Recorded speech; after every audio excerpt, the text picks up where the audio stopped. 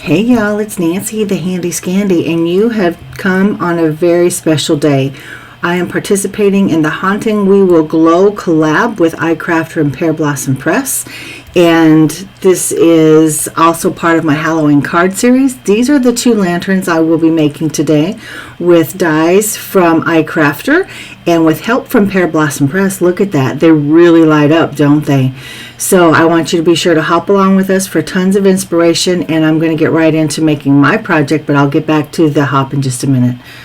So icrafter provided me this set of 8 dies for this project. It is called the Halloween Treat Lanterns, and there are several options. And then Pear Blossom Press also graciously provided me with these 2 packs of Easy Lights. I go with the one in my hand, not the halos today. And they also gave me one of the fantastic marker bags that Amanda collaborated with Kathy Rakusin, as well as a pack of 3 gel pins. So wow, very generous sponsors today. So I'm sharing with you the dies. So there's a base. Each card needs, or each project needs a base, so I cut out 2.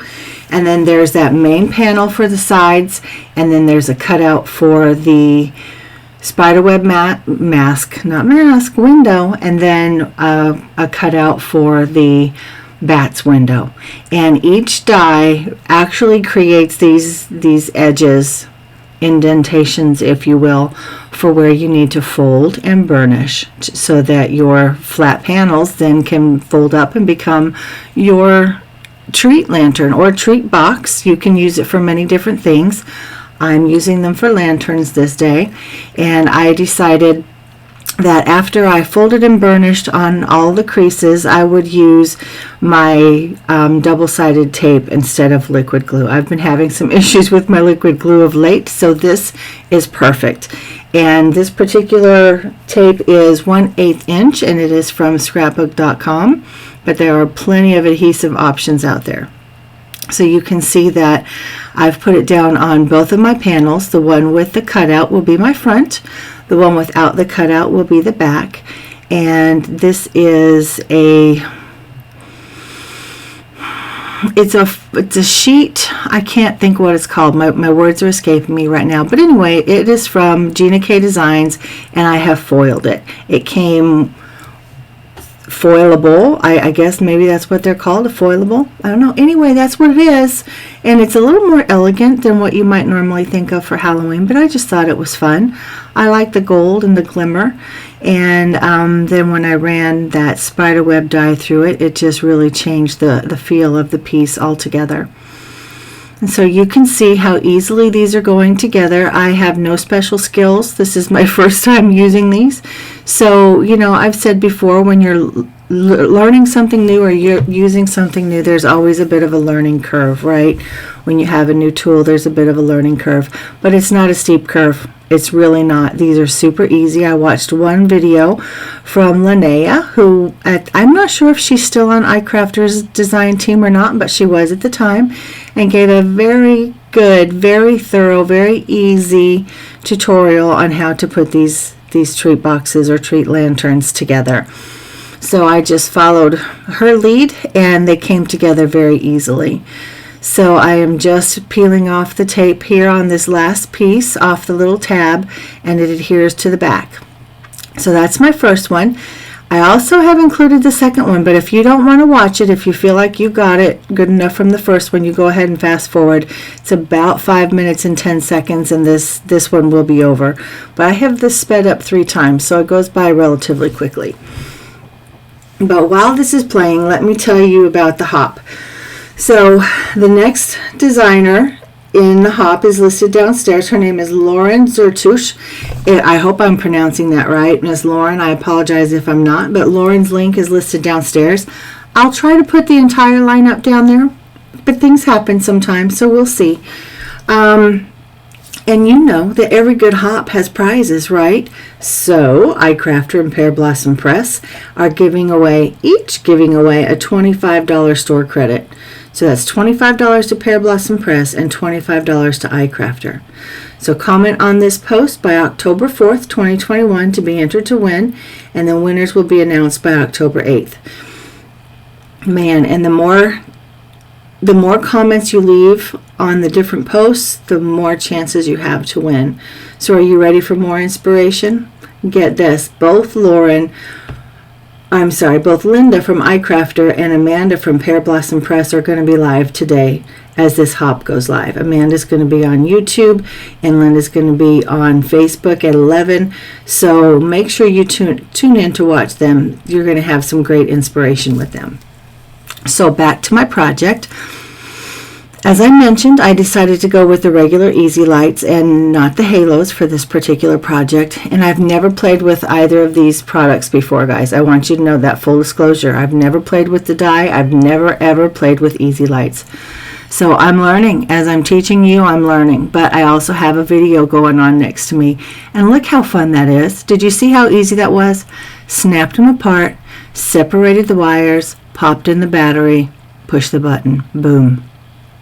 So now I'm figuring out exactly how I want this to work. Again, I'm not mechanical in any way. I am no more an engineer than I am a chemist, and just figuring it out. So it didn't take long. I think it may have taken me 2 hours not 2 hours, 1 hour from start to finish to make these 2 boxes and to figure out how to do the lighting and everything. What I didn't think in the beginning, excuse me, was that my windows needed some vellum, essentially. It didn't have to be vellum, but vellum is what I chose. So I used my die to cut out 3 pieces of vellum, because the bat one has 2 windows. And then I adhered that over the windows. Excuse me, and that will essentially diffuse the light a little bit. And then I also realized that the second box with the spider webs is going to need something to hide all the mechanics. Now in this one, I decided not to hide it. It's down and dirty. This is what it is. I have it taped in place, no lights on. You can see the Scotch tape. And here I'm pressing the button, super easy, and the lights light up, and it gives that sweet, fun glow outside the bat windows. So I'm just finishing these up by tying them together. I've got just some fun twine, some baker's twine from my stash, black and orange and black and white. Tie it together, and then it lights up. I just push the little button, and it's super, super cute. And what a fun project. And you could make a little gift. You could still put little candies down in there. Super, super cute. So again, here it is, not lit up, and then boom, lit up. Come on, so easy. So here is the second one. We're going to put this one together. And this one I decided I would try to be a little more professional and follow Amanda's lead. So I decided that first I had to figure out where I wanted my recipient to press. For this one, I decided that they should press on the bottom, whereas the bat one, they pressed on the front.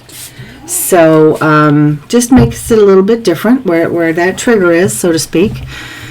And so I'm taping it down, again, just using regular Scotch tape, and I'll show. It's hard to see inside the box right now, but I literally just taped it to the bottom. And again, using Scotch tape, I'm taping my lights down, taping the wires in place, and you can see how easily they bend and manipulate. And I so wish that I had thought to put one behind that pumpkin, because how cool would that have been to have a light directly behind that jack-o'-lantern face? That would have been super cool. So again, there's the die cut panel that makes the side. Then there's die cut vellum that makes the diffuser of the window. And then there's this additional die cut piece just to hide the mechanics. And I die cut another bottom and trimmed the side flaps down so that I have a false bottom, and that covers the trigger as well. I don't know if it's called a trigger. That's just what I'm calling it. There's everything taped in place.